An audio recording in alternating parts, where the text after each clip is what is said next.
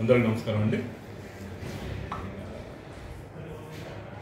శ్రీ వెంకటేశ్వర స్వామివారి దేవస్థానం వాడపల్లి రాష్ట్రంలోనే అత్యంత స్వల్పకాలంలో చాలా పురాతన దేవాలయం అయినప్పటికీ స్వల్పకాలంలో ఇక్కడ చేపట్టిన అభివృద్ధి కార్యక్రమాల దృష్ట్యా భక్తుల సంఖ్య విపరీతంగా పెరిగి కోనసీమ తిరుపతిగా పేరుగాంచిన ఈ వెంకటేశ్వర స్వామి దేవాలయం వాడపల్లి నందు వార్షిక బ్రహ్మోత్సవాలు రేపు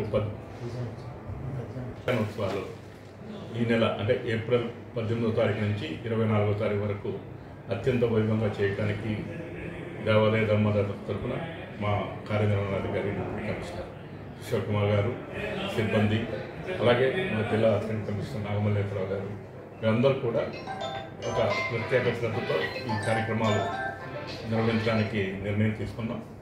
ఇందుకు సంబంధించి మాకు ప్రతి శనివారం ఒక బ్రహ్మోత్సవం, ఒక కళ్యాణాలయం ఉంటుంది ఈ దేవాలయంలో. ఆ క్రమంలో భాగంగా రేపు 18వ తారీఖు సాయంత్రం 4 గంటల సమయంలో అంకురార్పణతో మొదలయ్యే ఈ కార్యక్రమాలు 19వ తారీఖు శుక్రవారం మధ్యాహ్నం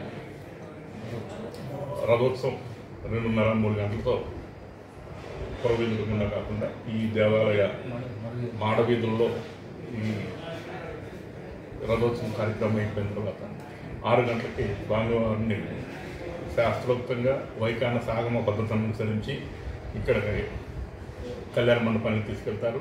7 గంటలకి స్వామివారి కళ్యాణం ఉంటుంది. అది దాదాపు 3 గంటల సేపు ఉంటుంది. ఇందుకు అవసరమైన అన్ని ఏర్పాట్లు అంటే భక్తులకు కావాల్సిన క్యూ లైన్లు కానీ, చదువు పనులు కానీ, కింద కార్పెట్లు కానీ, వారికి ఈ ఎండాకాలం సంబంధించిన మంచినీటి సదుపాయం కానీ, వారికి భోజన సదుపాయం కానీ, ఇవన్నీ కూడా దేవస్థానం తరఫున ఎప్పట్లానే ఏ విధమైన అరమరికలు లేకుండా పొరపాట్లు జరగకుండా చేయడానికి నిర్ణయించడం జరిగింది. నేను విజయరాజు, రీజనల్ జాయింట్ కమిషనర్, ఈ కళ్యాణోత్సవానికి చీఫ్ ఫెస్టివల్ ఆఫీసర్ని. ఈ కార్యక్రమాల్లో అన్ని పర్యవేక్షణలో మన డిప్యూటీ కమిషనర్ గారి ఆధ్వర్యం, ఏసీ గారి ఆధ్వర్యంలో ఈ కార్యక్రమాలన్నీ చేయబడతాయి. వీటికి సంబంధించి అన్ని ఏర్పాట్లు కూడా మనం దేవస్థానం తరఫున చేయగలిగింది.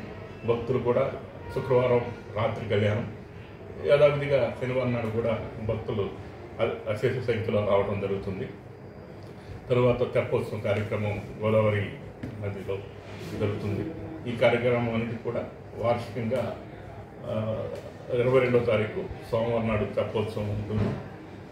అలాగే 23వ తారీఖున ధ్వజావతారణం జరుగుతుంది. 24వ తారీఖున పుష్పోత్సవం ఉంటుంది. అంతటితో ఈ కళ్యాణ ఉత్సవాలు ముగింపుతాయి. కూడా కాండక్ట్ ప్రకారమే ఏర్పాట్లు ఉంటాయి. దేవుడి దగ్గరికి అందరూ భక్తులుగా ఎవరైనా రావచ్చు, భక్తులుగానే తప్ప ఉంటుంది. దేవాలయ ప్రాంగణం అంతా దేవాలయ ధర్మాదాయ శాఖ అధికారుల ఆధీనంలో ఉంటుంది.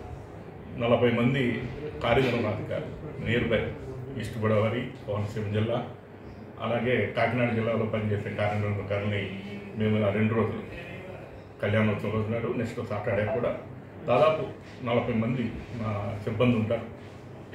దేవాదాయ శాఖ పరిధిలోనే జరుగుతుంది.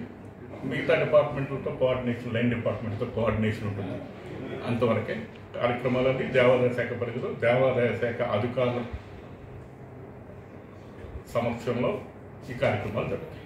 అంటే ఇక్కడ ప్రోటోకాల్ ఉంటుందంటారా లేదంటారా? అసలు ఈ బ్రహ్మోత్సవాలు కానీ శనివారం కానీ అందరూ భక్తులు, అంటే అందరూ భక్తులే అంటే ఏం లేదు సార్ ఆల్రెడీ కలెక్టర్ గారు కూడా ఫిర్యాదు చేశారనేసి వచ్చింది. అందరూ భక్తులే. అది ఇక్కడ ఇష్యూ జరిగింది భక్తులుగానే వెంకటేశ్వర స్వామి, అంతేగాని కేటగిరీ చూపించడం కాకుండా భక్తులుగా ఎవరైనా దర్శనం చేసుకుని strictly follow the code of election. Thank you. Venkateswara Konaseema Tirumala Vadapalli Venkateswara దేవస్థానం నందు 18వ తారీఖు నుంచి 24వ తారీఖు దాకా కళ్యాణ మహోత్సవ కార్యక్రమం జరుగుతుంది. ఈ కార్యక్రమం 18ని అంకురార్పణతో స్టార్ట్ అయ్యి 24వ తారీఖుని ధ్వజారోహణతో ముగింపు జరుగుతుంది. అలాగే 19వ తారీఖుని రథోత్సవం, అలాగే కళ్యాణ మహోత్సవం జరుగుతుంది. దీనికి భక్తులందరూ ఇచ్చేసి కళ్యాణం వీక్షించి అలాగే రథోత్సవం వీక్షించవలసిందిగా మీ ద్వారా తెలియజేసుకున్నాము. నమో వెంకటేశ్వర. సమస్య లేని ఇల్లు ఉండదు, పరిష్కారం లేని సమస్య ఉండదు. బంధాలు గొప్పవి, బాధలు చిన్నవి. మీ సమస్యని మేము పరిష్కరిస్తాం. రండి, మాట్లాడుకుందాం.